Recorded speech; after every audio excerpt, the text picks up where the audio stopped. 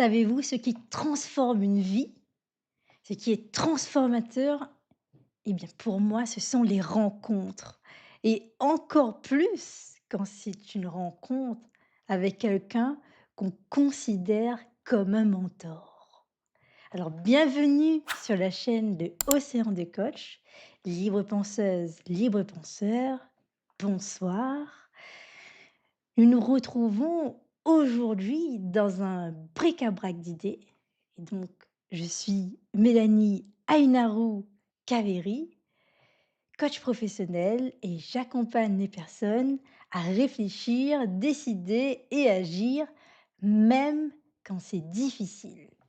Et aujourd'hui, dans ce bric-à-brac d'idées, j'aimerais vous parler d'une rencontre bouleversante que j'ai faite aujourd'hui, donc qui a eu lieu aujourd'hui avec une personne qui m'inspire grandement et qui m'inspire, moi, en tant que personne humaine, en tant que citoyenne et également dans mon activité aussi, en ce qu'il me permet de nourrir ma réflexion dans mon activité. Et Frédéric et moi avons eu l'occasion à plusieurs moments de mentionner le nom de cet homme-là qui est donc un pédagogue et qui nourrit vraiment la réflexion et qui, je trouve, contribue largement, en tout cas, à ce qui est de l'ordre de l'émancipation. Et donc cet homme, c'est donc Philippe Mérieux, et aujourd'hui, je l'ai rencontré. Donc c'était dans une journée, dans organisée par une association, et le thème, en tout cas, portait sur une question qui était, l'enseignement, en tout cas,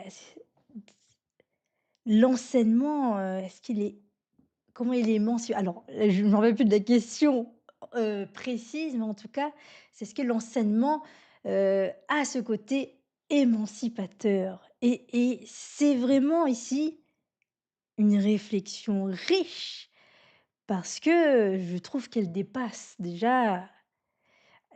Elle dépasse finalement le cadre de l'éducation, finalement. Je pense que, en tout cas, dans notre vision, moi avec Frédéric, donc Frédéric et moi, nous avons cette vision du coaching qui est une démarche pédagogique pour amener justement à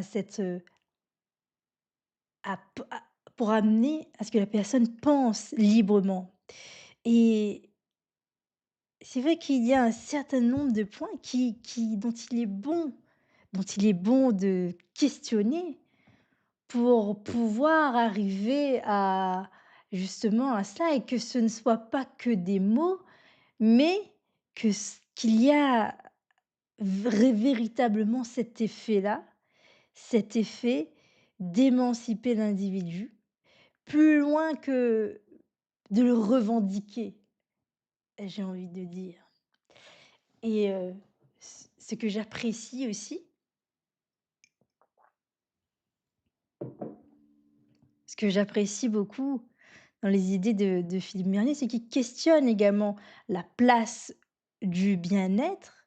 Et je me souviens, sur la chaîne, avoir lu des préfaces, notamment sur aussi la médicalisation aussi. Quand on n'arrive pas à traiter, quelque chose, notamment de systémique, ben, on va avoir recours à la médicalisation, donc pour l'individu. Et donc, il y avait également la question du bien-être. Et alors, quand on dit bien-être, est-ce que c'est qu'une stimulation de plaisir?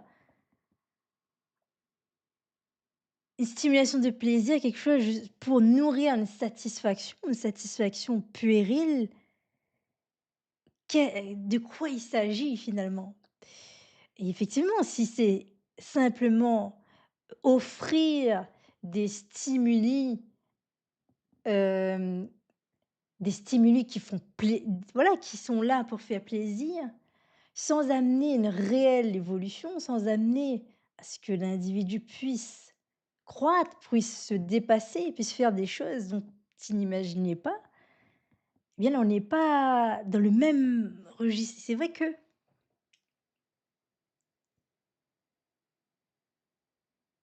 ça, c'est quelque chose que je trouve qui est important à en parler parce que évidemment avec, les nombreuses politiques qui voyagent, il y a beaucoup de thèmes qui sont vite érigés, des grands mots des grands mots MOTS qui sont vite érigés et concrètement,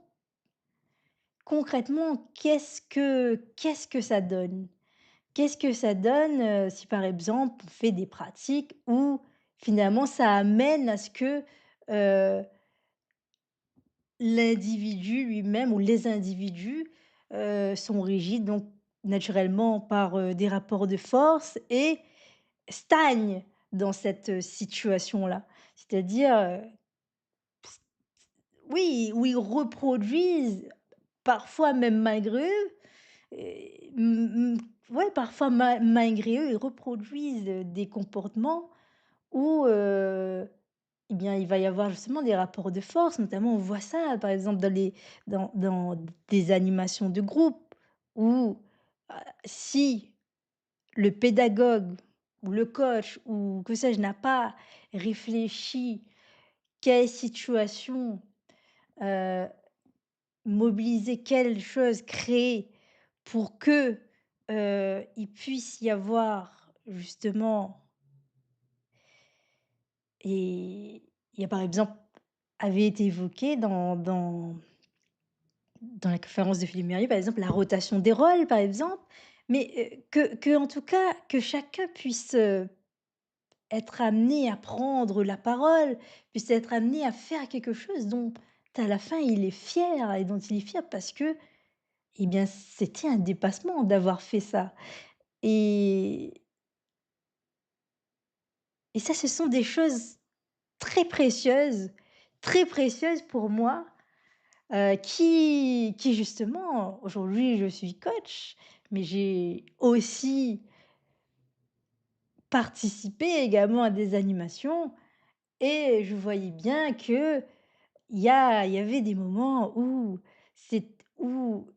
il était plus difficile de prendre de la place pour un, plutôt que pour un autre et donc même pour moi, il y a des moments où c'était un peu plus difficile parce qu'il y a des personnes qui étaient dans une aisance et finalement, quand on parle de faciliter la parole, est-ce qu'on la facilite véritablement finalement? Ou alors est-ce que c'est uniquement les personnes qui seront à l'aise, toujours à l'aise, qui vont venir prendre la parole et parler, pendant que ceux qui sont un peu plus, réservés, un peu plus dans la discrétion, un peu plus voilà, peut-être, même stressés aussi, eh bien, est-ce qu'ils vont rester dans le coin? Donc comment on mobilise, heu, l'ensemble des personnes, l'ensemble du groupe.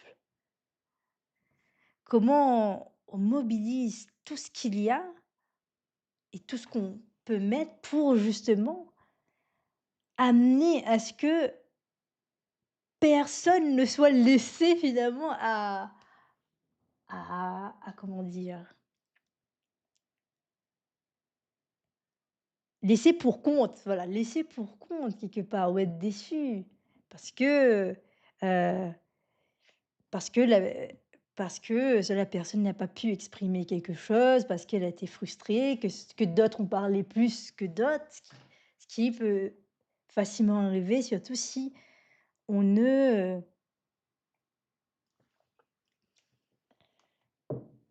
ou si on n'est pas vigilant à ça, si on n'est pas vigilant à ça.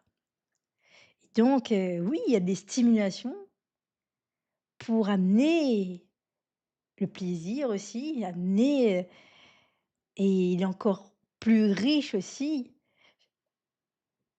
voilà, amener des stimuli pour que la personne et puisse pour que chaque personne puisse s'exprimer, faire quelque chose qu'il n'avait pas imaginé faire ou alors qu'il imaginait peut-être faire, mais dont il trouvait, pas facile.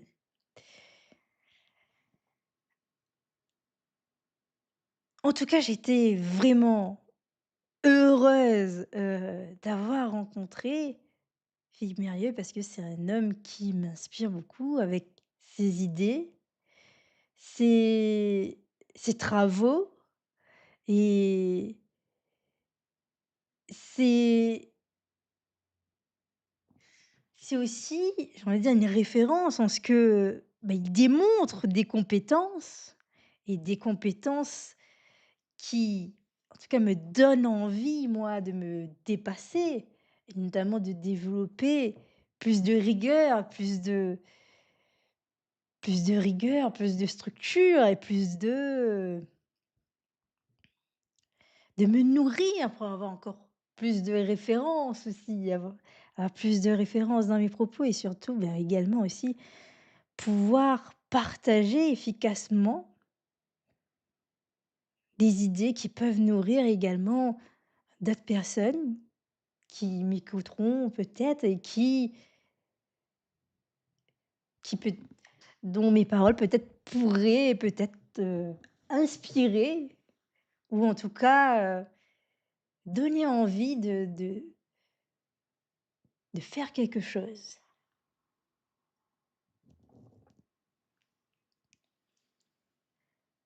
Donc c'était vraiment une très belle journée et c'était je pense que dans cette journée, pour moi, il y avait quelque chose également de thérapeutique parce que, eh bien, dans donc c'est une journée donc parmi les professeurs de mathématiques et professeur de mathématiques n'est pas sans rappeler des souvenirs traumatiques et le fait de voir des femmes et des hommes, des professeurs, des personnes qui œuvrent pour la transmission des connaissances, pour, l'émancipation, pour faire des femmes et des hommes autonomes, enfin des enfants d'abord, qui deviendront par la suite des adultes autonomes, eh bien, il y avait quelque chose de très, très alors, je sais pas comment le dire, mais en tout cas, c'était très beau à voir, très inspirant et très, peut-être réparateur aussi à ce de ce que,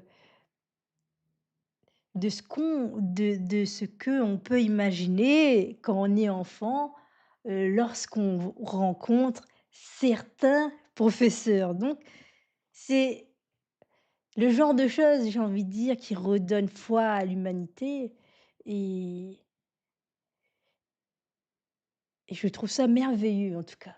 C'était une journée merveilleuse, déjà d'avoir, eu cette chance, bah, de voir toutes ces activités-là, de voir, de rencontrer mon mentor. Juste le fait d'avoir, interagi avec lui, eh bien, il y a quelque chose pour moi de fort en tout cas, de fort parce que, c'est c'est aussi, lorsqu'on est habitué à voir quelqu'un par l'intermédiaire de l'écran, par l'intermédiaire des livres, eh bien, il y a quelque chose un peu peut-être une forme, d'idéalisation, peut-être, et le fait ensuite de voir, en réalité, eh bien, c'est comme si cela donne une nouvelle existence à la personne, c'est il est réel, mais aussi peut-être à moi aussi, de le rencontrer aussi, si ça cela me donne d'avoir rencontré, d'avoir interagi avec lui, cela me donne une nouvelle existence. J'ai existé à un moment T, dans les interactions avec lui et ça, je trouve ça juste, bah, incroyable et je suis aussi, très heureuse aussi du fait parce que j'ai parlé d'idéalisation et je ne sais plus d'où vient cette idée, mais qui est de dire: «Ne rencontrez pas vos mentors parce que vous risquez d'être déçus». Et ben là, moi, pour le coup, je peux témoigner que je n'ai pas été déçue et que, bah, au contraire, ça m'a encore plus stimulée et ça me donne encore envie, moi, de me dépasser, d'aller de l'avant et de continuer mes activités, de m'améliorer et puis de continuer à réfléchir. Oui, je dis réfléchir aussi. Pourquoi? Parce que, on peut je trouve en tout cas qu'il est facile de tomber aujourd'hui sous la pression de l'immédiateté, de dire par exemple qu'une chose est ainsi, qu'une chose est comme ça ou comme si et en rencontrant, des personnes qui pensent déjà, des personnes qui pensent, qui ne sont pas empêchées de penser, qui écrivent déjà, qui écrivent, qui élaborent des actes de pensée poussés et bien, ça apprend également à suspendre, à surseoir, heu, par rapport aux idées qu'on peut se faire sur des choses et ça apprend également à faire connaissance avec, des idées, des principes et en énonçant, on sait très bien qu'en énonçant un principe est, comment dire? Est un point de repère et non pas une vérité absolue et ce que je veux dire là, c'est que c'est un point de repère qui va influencer la réflexion. Donc ça veut dire qu'on n'est pas sur quelque chose d'une vérité figée, mais plutôt sur un repère ici qui va pouvoir, donner des directions, orienter les directions dans nos prochaines actions et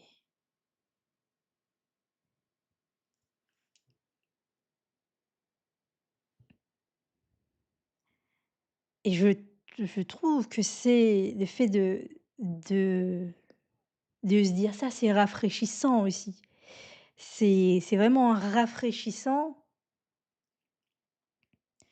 le fait d'aller faire connaissance avec des principes, des concepts, heu, mais de se rendre compte aussi que d'avec les clés que nous avons, bien que ce soit des clés, ce sont également, des modèles de pensée. Les modèles ne sont pas forcément la réalité, mais en tout cas, ils sont là pour nous aider à naviguer dans cette réalité et ça, je trouve ça vraiment inspirant et très nourrissant aussi, pour la pratique parce que ça permet également de gagner d'être plus pacifié dans ses questionnements. En tout cas, j'ai eu beaucoup de pacification, oui. J'ai en tout cas, je me suis sentie très, rafraîchie par, les idées de Philippe Mérieux, mais également d'autres pédagogues, notamment aussi, ben, de Serge Bamard aussi et qui justement, évoquait les questions qui se posaient pendant plus de 25 ans et dont il reconnaît ne pas avoir encore répondu jusqu'alors. Et ça déjà de dire ça, c'est fort parce que, bah, ça demande une humilité, ça demande une honnêteté intellectuelle aussi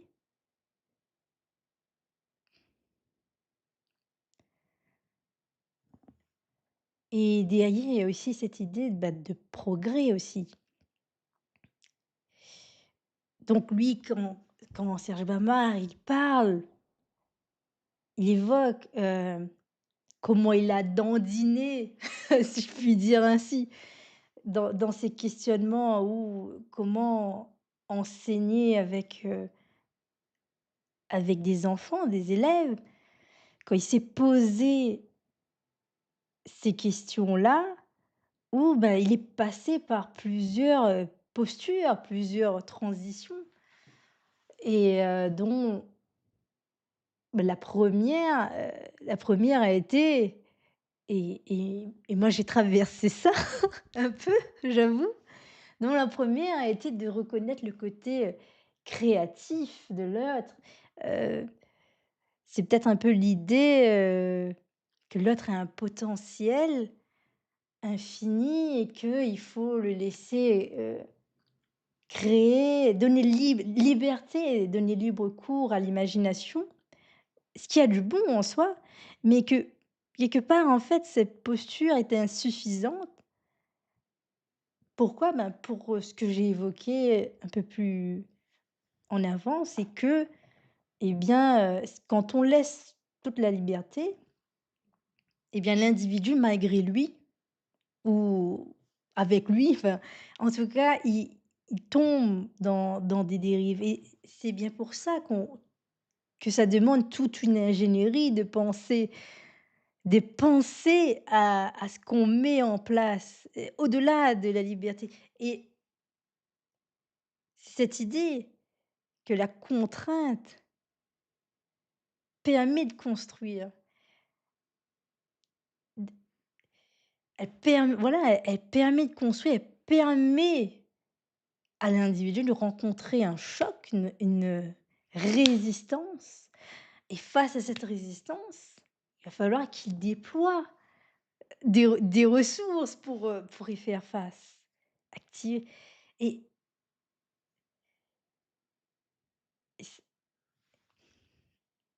Et c'est toute une ingénierie parce que oui, ça demande de mettre des contraintes, mais de réfléchir dans telle ou telle situation, quelle contrainte hem, est intéressante de mettre ici avec ce qu'il y a là, dans la situation. Donc voilà, c'est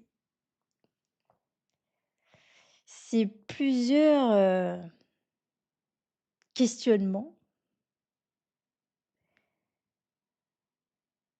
d'aller plus loin que la satisfaction, de viser finalement une exigence, mais une exigence saine. Une exigence qui je dis exigence saine pour opposer avec, cette, performance, cette idée de performance malsaine que l'on peut demander aux individus et notamment, heu, moi c'était quelque chose qui déjà dès mon jeune âge m'interrogeait, enfin je m'interrogeais là-dessus, c'est le rythme, le rythme, qu'il y a qu'on le retrouve dans les organisations. C'est-à-dire que nous avons connaissance, je vais dire un truc bête, mais par exemple, on sait bien qu'un individu, heu, a un temps de concentration limité et alors pour certains, ils disent 25 minutes. Bon et pourtant, ben, on est sur, on a des programmes où alors bien sûr, il y a des contraintes, mais on a des programmes où justement, est-ce que ça respecte, c est-ce que ça respecte ça? Est-ce que ça respecte aussi,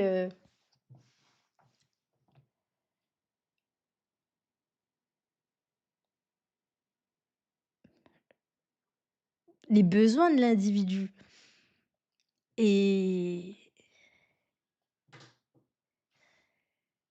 et oui, on s'interroge aussi parce que quand on étudie aussi, bah, les sciences sociales, on voit bien que derrière, il y a cette logique de productivité, mais là-dedans, où est la préoccupation pour l'homme? Où est, la préservation? J'ai envie de dire, alors c'est une idée que je connais peu, mais qui je trouve de ce que je connais en tout cas, c'est le principe de robustesse qui s'éloigne de cette idée où on épuise l'individu, où on l'épuise, dans ses ressources. C'est au contraire,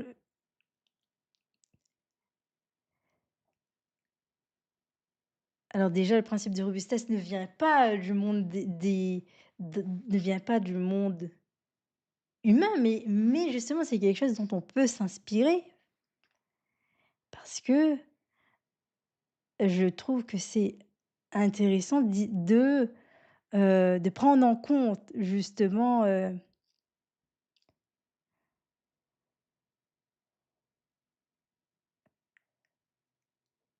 les besoins des individus, j'allais dire les besoins vitaux même et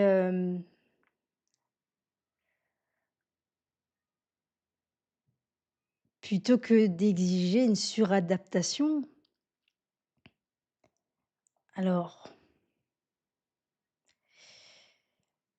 donc ce sont des choses, qui interrogent et justement lorsque ces questions ne sont pas, ne sont pas en tout cas tout à fait prises en charge par, les organisations, eh bien, qui c'est qui trinque? Eh bien, c'est l'individu qui s'est épuisé. Il ne s'est pas épuisé seul. Ça,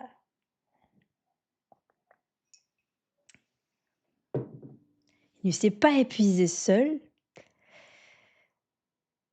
et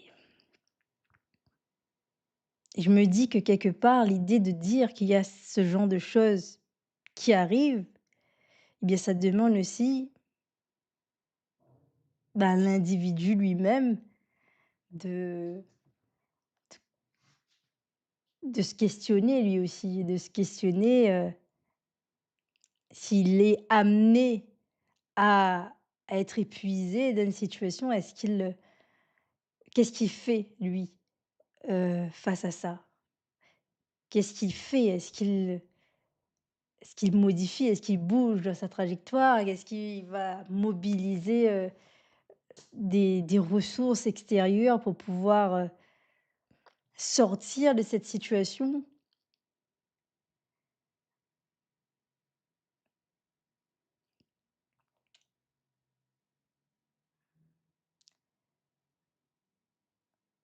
Quand il n'y a pas de réponse systémique, réponse sociétale, eh bien, il y a beaucoup de choses qui pèsent sur le dos, j'ai envie de dire, de l'individu.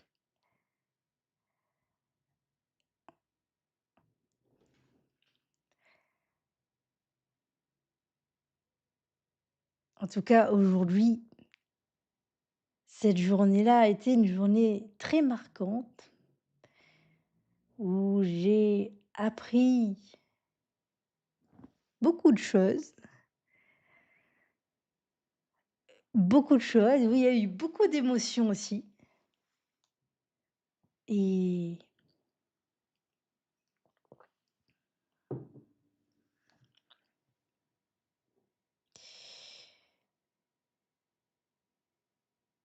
surtout, voilà, pour reparler de cette idée de mentor, je la trouve encore plus exceptionnelle parce qu'il y a quelques années, on m'aurait demandé, heu, qui t'inspire ou qui t'inspire? Je n'aurais pas su dire, je n'aurais pas su répondre parce que j'avais beau chercher, j'avais beau chercher, mais je ne trouvais pas pendant un long moment. Alors je sais pas, est-ce que j'habitais dans une grotte? Peut-être que je cherchais mal, peut-être que, Était-ce l'esprit qui n'était pas prêt? Je ne sais pas. Mais en tout cas, eh bien, aujourd'hui, je suis bien heureuse de dire que j'ai plusieurs références.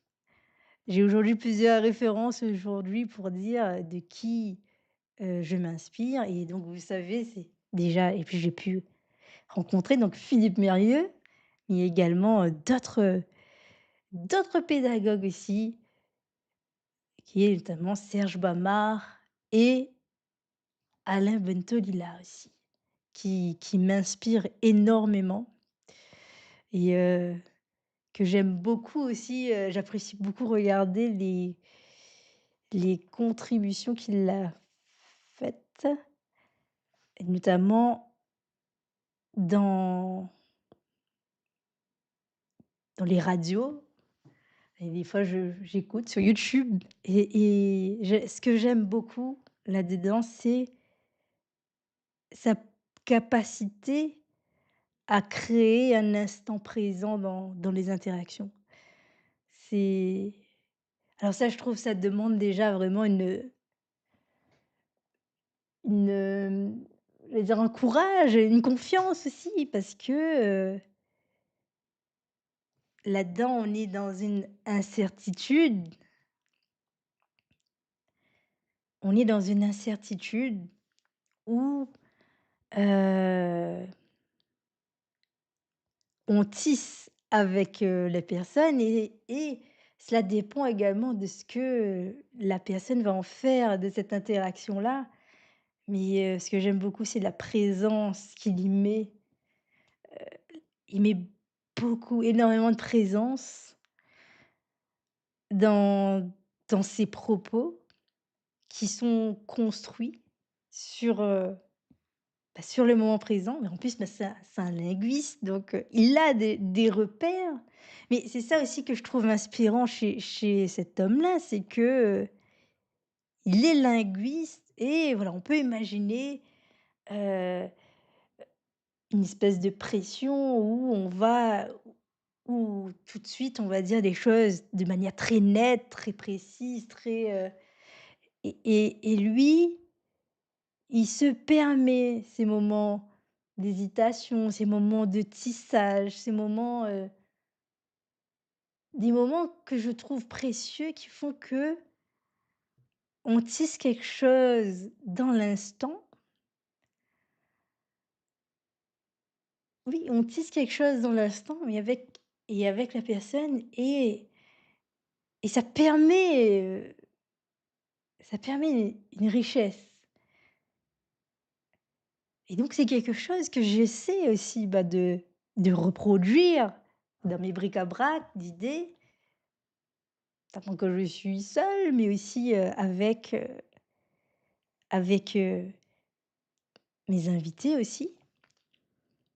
Parce que, dans le bric-à-brac d'idées qu'on rencontre, bah, on ne sait pas à qui on a affaire vu que c'est une rencontre imprévisible et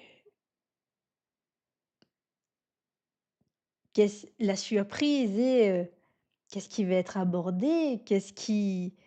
Comment aussi ça va être abordé? Quelle interaction va naître? Et au-delà de l'interaction, qu'est-ce que ça va du qu'est-ce que ça va, produire? Qu'est-ce que ça va produire, dans l'interaction, mais aussi à la fin lorsque le live est terminé? Qu'est-ce qui reste de cela?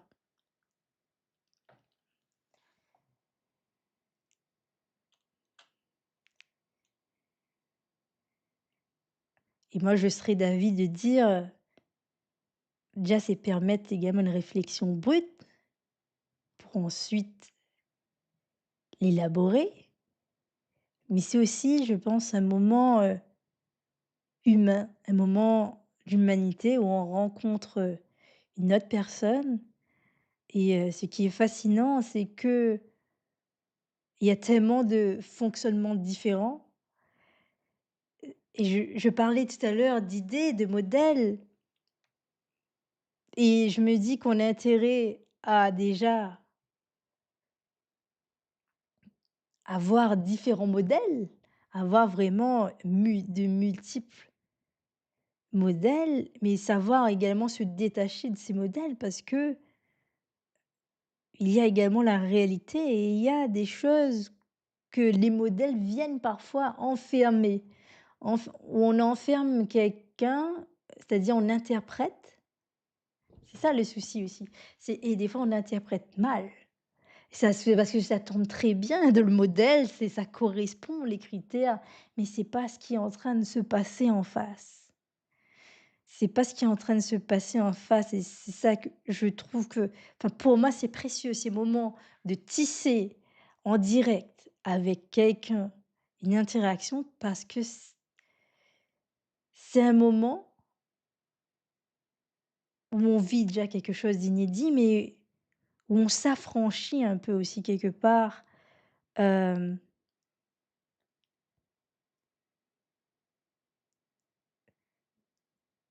de certaines règles peut-être? Enfin il y a un affranchissement de quelque chose. Il y a une, réceptivité à ce qui se passe à ce moment-là. Au-delà au-delà de ce que l'on prédit ou bien au-delà de ce que l'on, imagine, au-delà de nos prédictions, voilà. Au-delà de nos prédictions. Les prédictions, ça c'est quelque chose et justement avec les modèles, on fait des prédictions, on fait des extrapolations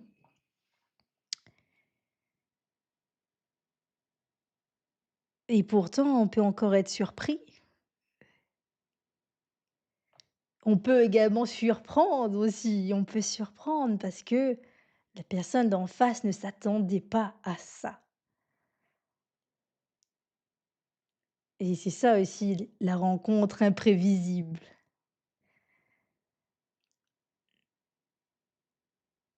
Je trouve que ça demande une richesse, une richesse dans ayant de multiples idées, mais une richesse aussi en sachant également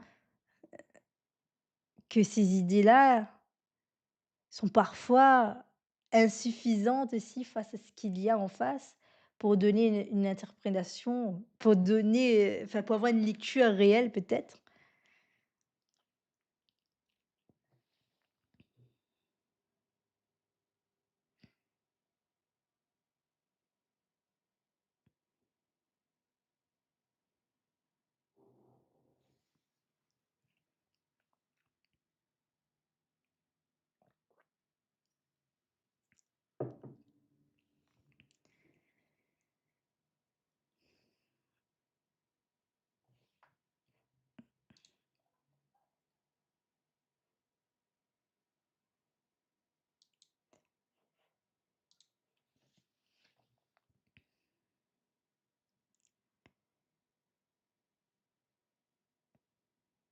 Donc voilà, aujourd'hui, donc je vous ai partagé des personnes qui m'inspirent et j'espère qu'il y en aura d'autres aussi. D'ailleurs, si, il y en a d'autres aussi. Il y en a d'autres, il y en a d'autres et j'aurai l'occasion d'en parler. Mais quelque part, ce que j'ai envie de dire aussi, c'est que, eh bien, parfois, les figures d'inspiration viennent sur le tard. Ça arrive où on n'a pas et où, on en a après par la suite.